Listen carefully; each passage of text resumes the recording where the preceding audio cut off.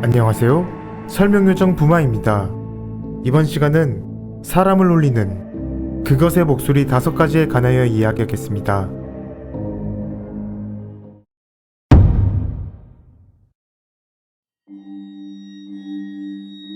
지금 보시는 이 평범해 보이는 터널은 대만 타이베이시 원상구에 위치한 길이 1450m의 시나이 터널입니다.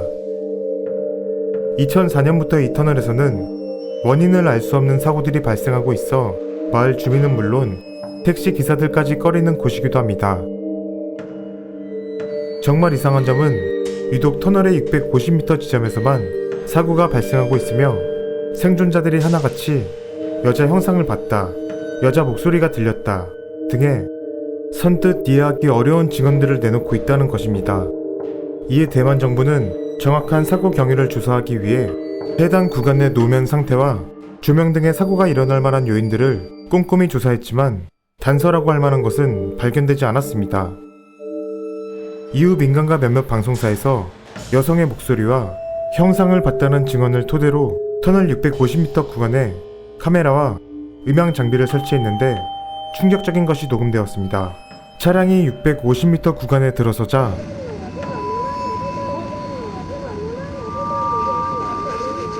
라디오에서 정체를 알 수 없는 여성의 다급한 목소리가 흘러나오는 것이었습니다. 전문가의 분석 결과 사람의 목소리일 가능성이 매우 크며 더 충격적인 사실이 드러났는데 여성의 목소리는 대만어가 아니었고 중국 서북부 지방의 방언이었는데 안돼, 가지 말을 반복하고 있었다고 합니다. 2017년 지금까지도 시나이 터널에서는 원인을 알 수 없는 현상과 사고가 발생하고 있습니다.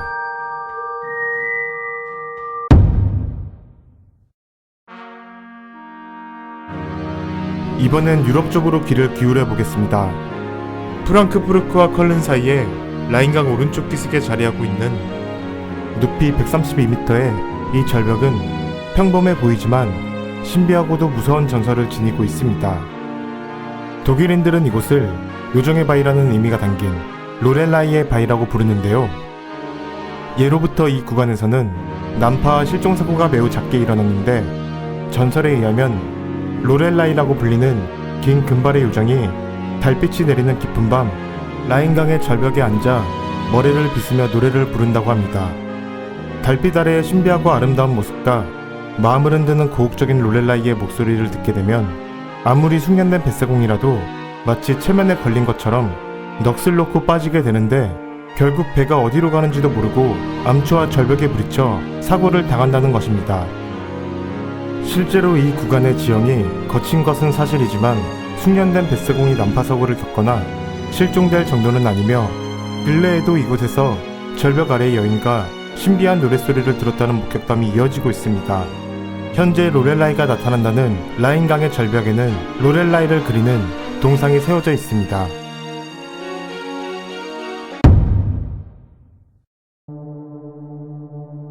우리나라에도 목소리로 사람을 홀리는 존재에 관한 이야기가 있습니다. 바로 부산 해운대구 장산을 기점으로 전국적인 목격담이 끊이질 않고 있는 장산범인데요. 한국 최초의 대표적인 미학인 생명체로 화두에 오르고 있으며 실시간 검색을 장악할 정도로 이슈가 되면서 다양한 목격담이 쏟아지고 있습니다. 장산범의 목격자들은 공통적으로 친구, 가족, 사물 소리 등에 자신도 모르게 이끌려갔다고 이야기하는데요. 30대의 건장한 남성으로 자신을 소개한 한 네티즌은 지난해 가을 장산에 밤을 주우러 갔다가 길을 잃었다고 합니다.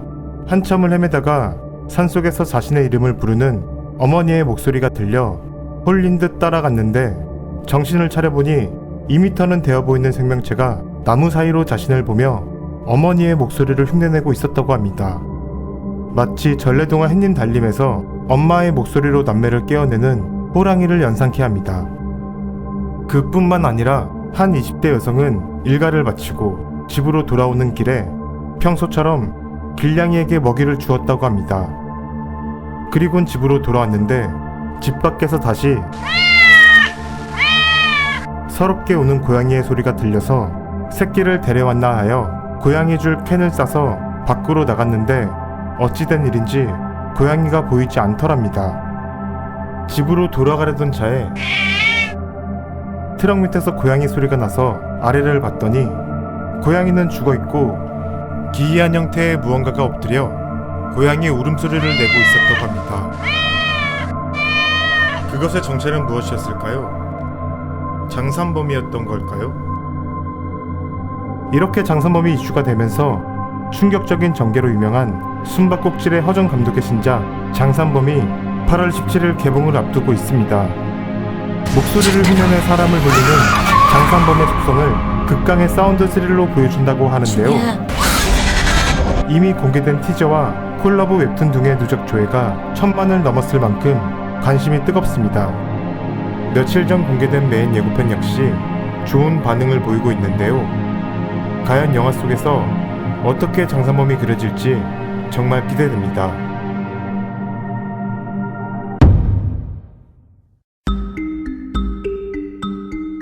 직장에서 받는 스트레스로 주말이면 어김없이 음주 가물을 즐기던 A씨. 평소보다 술을 많이 마신 탓에 필름이 끊겼고 눈을 떠보니 집이었다고 합니다. 쓰린 속을 부여잡고 핸드폰을 찾았지만 분실한 것인지 찾을 수 없었고 다급한 마음에 자신 핸드폰으로 전화를 걸었는데 다행히 누군가 받았습니다.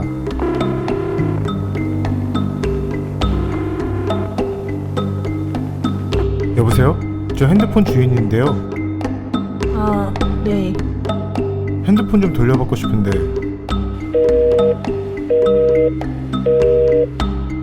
다시 몇 번이고 전화를 걸었지만 핸드폰은 꺼져 있었다고 합니다.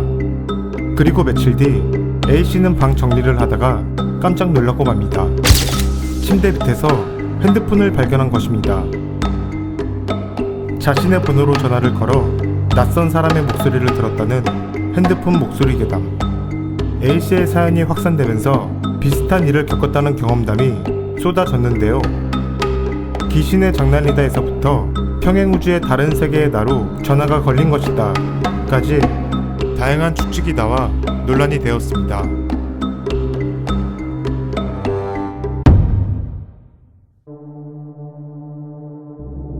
냉전시대 미 해군이 소련의 핵잠수함을 추적하기 위해 바다 곳곳에 설치했던 소서스는 냉전이 끝나고 생태계 연구 목적으로 사용되었는데요. 1997년 6월 남위 50도, 서경 100도의 남미 서쪽 해안 부근에서 인간의 귀로는 들을 수 없는 초저주파 대역의 정체불명의 소리가 감지되었습니다.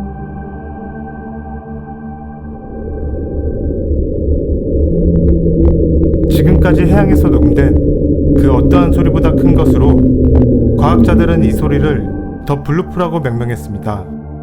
처음에는 이 소리가 어떤 무기체계에 의한 것이라고 보고 긴급히 조사에 착수했지만 정밀 분석 결과 생물학적 소리의 특징과 빈도를 갖추고 있었습니다.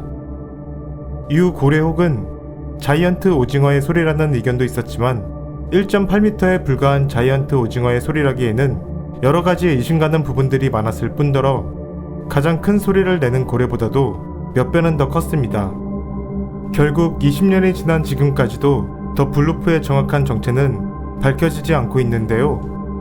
우리가 모르는 미지의 생명체이거나 외계 기술로 만들어진 USO 또는 심해 깊은 곳에 응거하는 초월적인 존재의 목소리라는 추측까지 나오고 있습니다. 과연 이 소리의 정체는 무엇이었을까요? 정말 알 수 없는 문명에 의한 인공적인 소리이거나 우리가 상상도 할 수 없는 초월적인 존재의 목소리였을까요? 이번 시간은 여기까지고요. 다음 시간에는 미확인 비행물체 UFO에 관하여 이야기할 예정이니 많은 관심과 구독 부탁드립니다. 감사합니다.